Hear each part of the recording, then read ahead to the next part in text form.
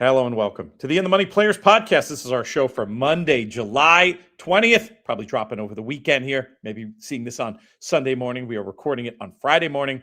Here to talk about the return of Gulfstream Park's mandatory Mondays. The first week was a real hit. Lots of money being bet by horse players. People are really excited about this, and old schoolers like myself who really remember when Monday was a huge racing day in the summer. So happy to have this top level product to be betting on again and just keep that wagering week moving. I enjoyed it, took some swings. We had some winners, but didn't connect the dots in the biggest way. Hopefully we're going to do that on today's show. JK, not sure how much, with your crazy schedule up in Saratoga, you were able to follow the news and see how well the initial mandatory Monday did. But I know you're excited about these player-friendly bets like the Players Place Pick All and the late double, the pick three, etc. It's one of the things I think we miss in racing is racetracks being innovative and not banging their head against the wall. You know, I mean, let's just be fair. Summer racing at Gulfstream is a cut below what you'll see at Saratoga and Del Mar, right? So why the heck would you want to? Why would you want to bang your head against the wall running into those two monsters on a Saturday and Sunday when you can have Monday all to yourself and now you're the big boy on campus? It's smart, it's innovative, it's intelligent. I think we should have more morning racing in America. You know, have a track start at early, 9 a.m. Our friends on the West Coast handle racing at 9 a.m. on the East Coast. Why can't they digest it elsewhere? I think that an opportunity to night race more, running on Mondays and Tuesdays when the other big tracks aren't, I think it's smart. It's like, Monday Night Football is that kind of standalone game. You see it in college football, all those random conferences playing on Mondays and Tuesdays. Why do they want to play against Michigan and Ohio State when they can, like up against them in terms of TV scheduling, when they can run on a Tuesday when there's the only sport on? It's very smart. Proud of our friends at First for taking the initiative and doing something like this. Speaking of the $1 Players Place Pick 8, races 2 through 9 on this Gulfstream Park Monday. It kicks off with Gulfstream Park, race number 2. And I like a horse in here, Jonathan. The 6 Velociraptor, I think, is going to get the same trip as last time in this 17-5 claimer. This is a sharp horse, in form, consistent, ability to make his own trip. Easy single for me to start off the Players Place Pick 8. How do you see it? Hold on. Do I have the right? Where should you start on? Race number 2, which is the start of the Players Place Pick 8. Okay, I panicked. I thought we were on the wrong one. Yeah, Velociraptor. Look, this is a horse I actually liked quite a bit for Mark Casse. He's obviously kind of worked his way down the ranks a little bit, but I thought his last synthetic race was very, very good. And I think if you see a horse that runs well on the synthetic, you can assume that they'll come back and run well again. I agree with you. I like Velociraptor quite a bit, and he's actually my favorite dinosaur as well, the Velociraptor. Let's pivot to race number 3 on this Gulfstream Monday card. We've got 3-year-old fillies at this optional claimer, $75,000 level, going 6 on the dirt. Who's your idea of the winner? Yeah, the inside horse, Adios Tootsie. I love a wire-to-wire horse. This horse has done it twice. And I think from the inside draw, I like horses that go wire-to-wire that draw inside, because take all the thinking away. Pop away from there, run, get moving, and I think that's exactly what we'll get out of Adios Tootsie from the inside. I'm with you. There is plenty of pace in this race, but there's also a decided lack of proven finish. In these instances, very often it's smart to not overthink it and just go with the speed of the speed. You can also probably project some figure improvement for her. She's a 3-year-old who hasn't been out since March. Let's hope that Adios Tootsie can say adios to this field in race number 2. In the second race of the show, race number 3.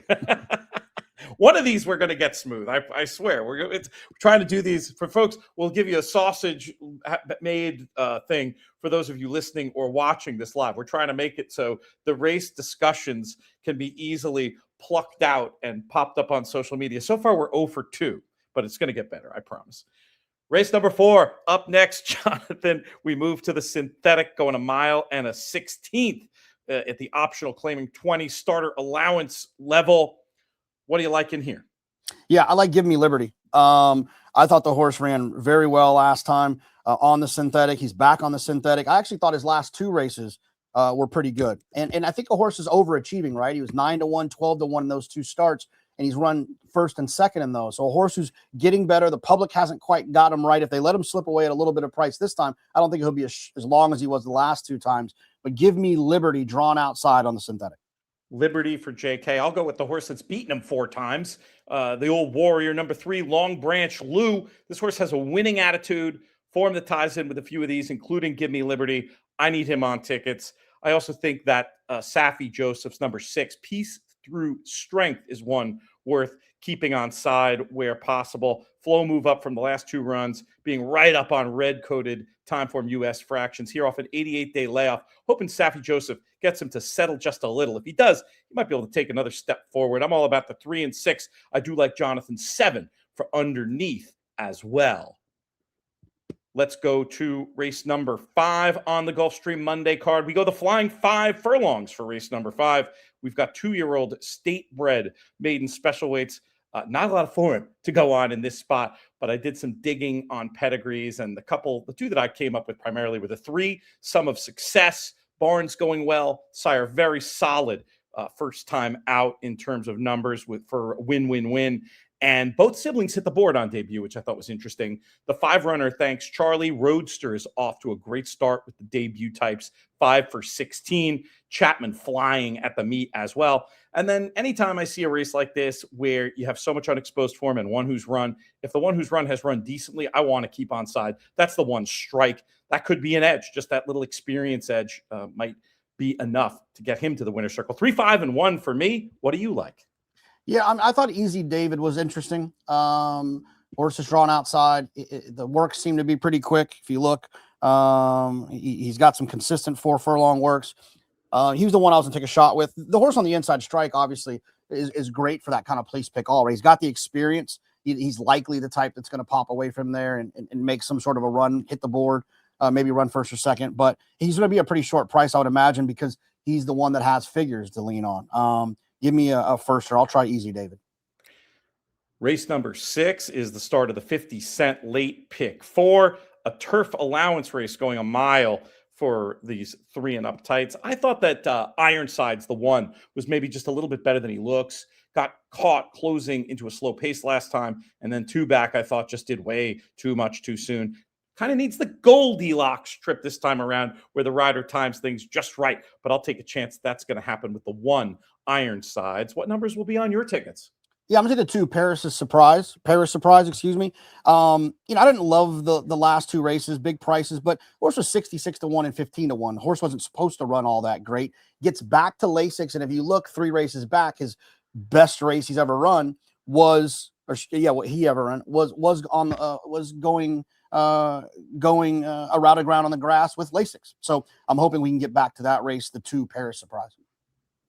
Race number 8 is the kickoff of the Players Late Pick 3, connecting races 7, 8, and 9. We've got $10,000 claimers, fillies, and mares. And it looks like a race where there's going to be plenty of pace. This is another one, though, where I couldn't really latch on to any of the ones that were going to be obvious closers. Instead, I went with the 2 Vanish, and the idea here is switching surfaces and barns, getting to the Safi Joseph Jr. barn. Just looking at the pedigree on blood, I think she should like the dirt. The other one I wanted was the 11 Lady Chance, a dirt winner earlier in the career, another switching barns. This might be an easier field, and she could be the best speed in a race, where as many speedy types as there are, I'm not seeing much finish. I like the outside draw in this type of scenario too. How do you see it, my friend? The 7 Alluring Serenity. The last race is a little bit dirty on synthetic, but if you look a little bit deeper, some of those dirt races can definitely get the job done in here. I guess the question mark is the 7 furlongs.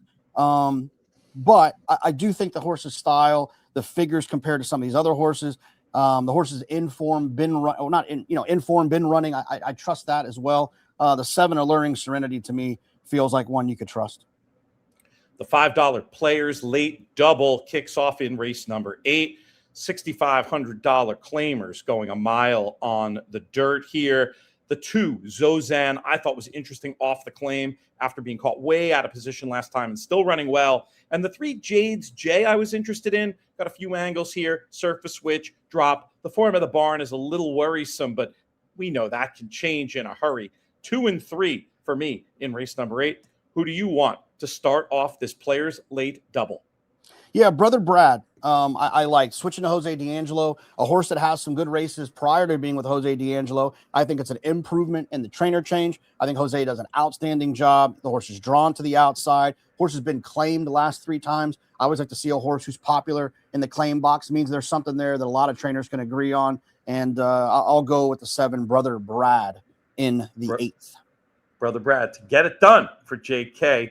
Let's go on to race number 9, where we close out all these late picks, the players late double, the pick 5, the mandatory Monday. We talked about this idea, but didn't give it really its due. The idea that there will be a mandatory payout in the Rainbow Six every Monday. What a concept. Attracted a lot of money last week and will again this week. Something to just pay attention to for these Mondays going forward. Claimers on the turf, going a mile on the grass. JK, how are we going to get paid? Yeah, I'm between 2 horses here. I kind of wanted to play with the 8 Quizler, but the horse ran pretty poorly with the voided claim, then came back and ran poorly again. And I don't really necessarily love him coming off of Fernando Abreu. I think does a good job, but he is one that I would at least wanted to mention. The 1 Jayhawk for me down on the inside. Now, we did this prior to morning lines, and I'm not the best at morning lines. I'll leave that to David Aragona and Nick Tamaro. But the 1 Jayhawk feels like he'll be pretty short. He comes in off of 3 straight wins, but now he's dropping in class. He hasn't run since April. He drops in a little bit for a tag. I'm a little concerned about that, but I still just feel like he's got to be the best horse in here. And in that place pick all type of situation, I want to make sure I hit the exacta. We'll shout out our friend who does the morning line at Gulfstream as well, Brian Nadeau. And I don't think you have to be an expert morning line maker to be knowing that Jayhawk going for the 4-Pete with his good speed is going to be one of the ones. I like him. I made him the backup pick to the number 8 Quizler. Nothing against Abreu, who does a great job, but Chapman did pretty well with this horse previously. This is a reclaim. I like that angle. If you just look at the 2 turns on grass races for the Quizler, the horse has much better form. And then you get the sort of give and take of the apprentice rider. You're getting weight. That's a good thing. Apprentice is not always able to negotiate outside posts in 2-turn turf races, but this is the one I kept coming back to. JK had it 1-8, 8-1 for me in the nightcap at Gulfstream. All right, there we go. I think we got some good social clips in there after all was said and done. Just took us a couple of races to hit our stride. Rough start, yeah. And at least yours, we can edit out your little section in the middle. My flubbing the race number at the end. It's the end of the clip, so I'm just going to tell the boys to leave it in. But JK, so happy to have you here talking some racing with us. We're going to keep it rocking and rolling. I got a couple more weeks here out west. I'll head up to California. I'll head back from California up to upstate New York, and we definitely have a Monday with our name on it, doing some work and betting some races at one of the local watering holes. What do you say? I love it. Let's do it. All right, good stuff. Thank you one more time to JK. Thanks to our friends at Gulfstream Park. Make sure you get involved for this mandatory Monday. This show's been a production of In the Money Media. May you win all your photos.